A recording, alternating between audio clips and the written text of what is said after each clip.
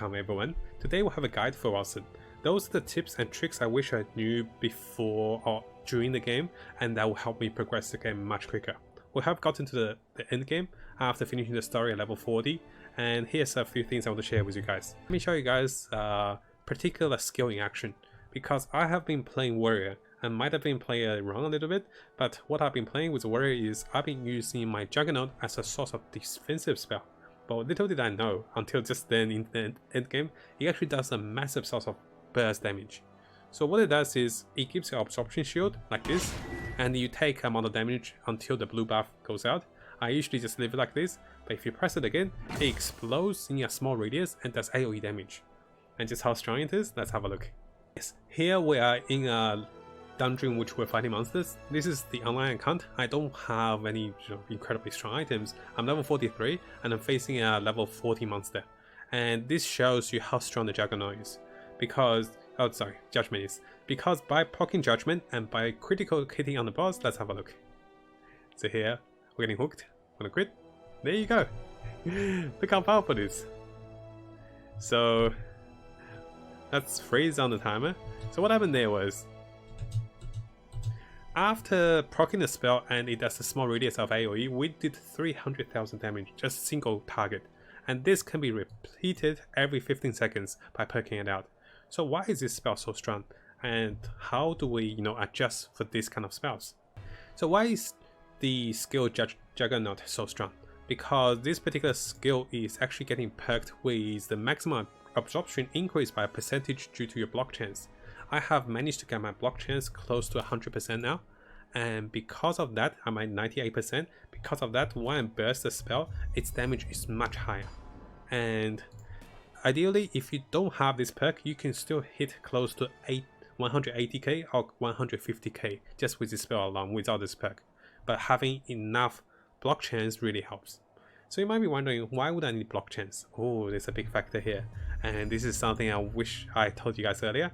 And my friends told me earlier, they said this is going to be nerfed and it's going to be changed. But turns out they did not change this with this patch or with this service maintenance.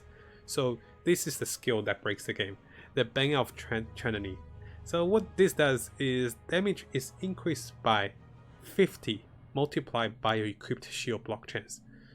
This might not seem to be that much, and you might not understand the block chance. It has to be on the shield. It doesn't work if you give a shield block chance like this, so I had two sockets in for more block chance.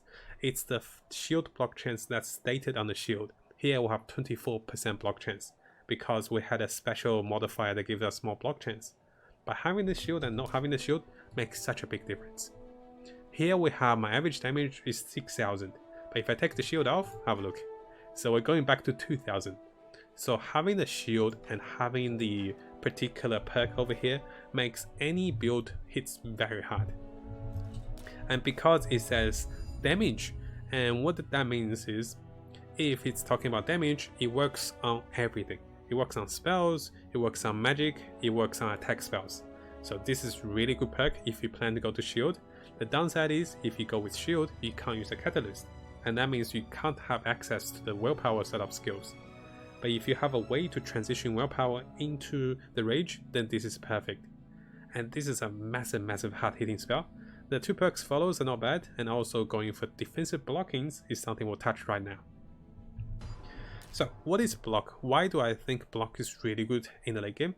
Is because block chances give us chances to reduce damage that we take. This can be almost everything. And I thought it was just attacks. I think some of the spells that hits me, even the AoEs, I'm blocking them. And with your block efficiency, you reduce all those damage by 22% each time you block. And we have at least 58% blocking rate before the passive, which give us another 30 block rate.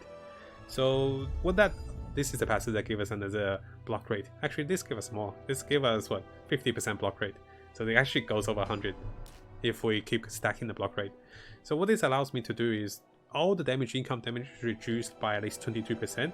On top, we have the resistance type, reduce them further.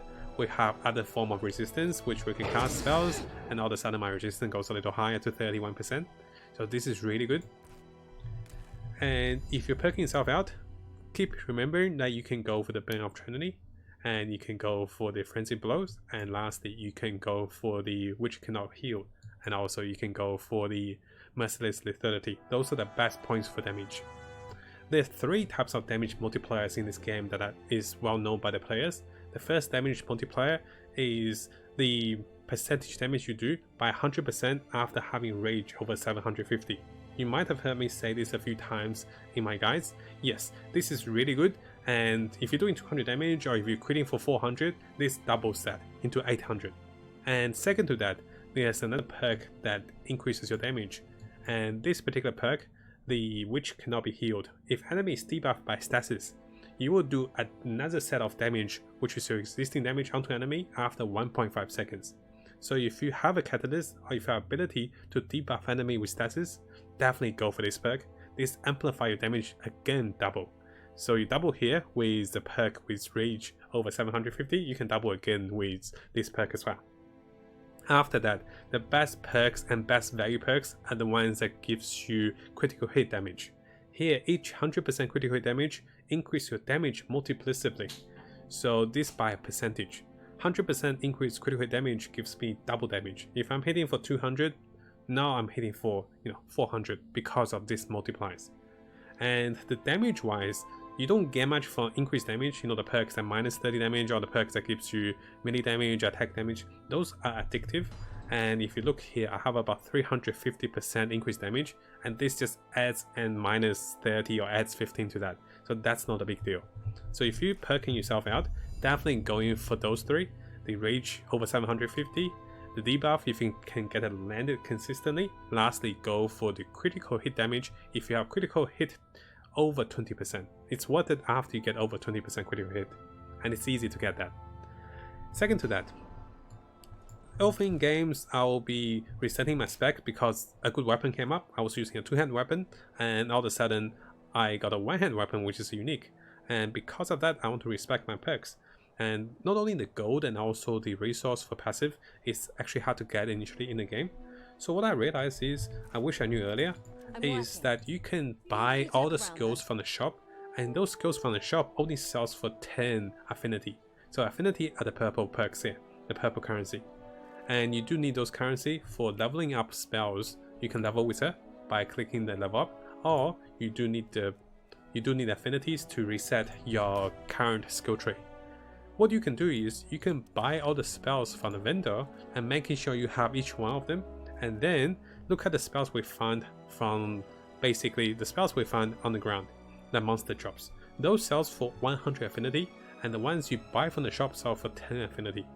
So what you should do is you should buy spells from the vendor, but sell the ones you find, unless you really wanted it though, because there's a 90 affinity difference for each of the spells. If you start learning spells from the ones you find, you'll actually be lower on value in terms of affinity, and this really punishes players who want to keep changing the build because you'll be running out of your affinity much quicker. So yeah, we usually sell those. For random junk. Yeah, let me go over here. I can sell those and I'll be getting more affinity. If you're going for defensive perks and if you're here to look for durability in the late game, I do recommend going for this part into the Praetorian. What this allows you to do is there's a lot of perks that gives you block chances, and you can definitely use that because you can stack 100% block rate even without a shield. After that, you can apply weakness stacks whenever you block AoE to the enemy. The debuff is decent and keeps you alive. And if you want to keep going, there's also a particular perk over there, which initially I was like, hey, who's gonna go for that? Later I was like, oh, this is pretty powerful, this is the one. So the Salvatore Archer, what this does is, depending on the chest armor you wear, you get a special bonus. And what I do recommend is going for a bruiser chest and get as much HP as you can on it, and you'll be regenerating life at least 1000, 2000, even 3000 per second, and that keeps you alive.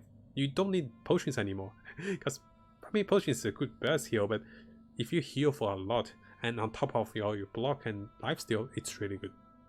And here we're talking about healing, we can't go past the fact that life leech is very good.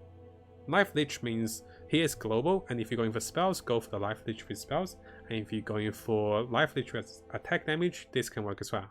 Having life leech and hitting close to 300k or 100k damage means you're healing a lot of your life back. Here my character only have 10k life, so almost one crit will give me all my life back. There's other ways to stack the life leech as well. Here I actually didn't take the perk of life leech because I managed to get a unique ring. This ring itself gives 2% life leech, which is almost as good as that perk. And there's other items and also other gems that gives you life leech. So balance it out yourself, and knowing that skill set does damage, knowing that you can be more defensive, allows you to progress the game easier with less death and more enjoyability. Thank you guys for watching. Hopefully you guys enjoyed this quick guide, and I'll be looking for more guides to come with the end game for you guys. Thank you guys.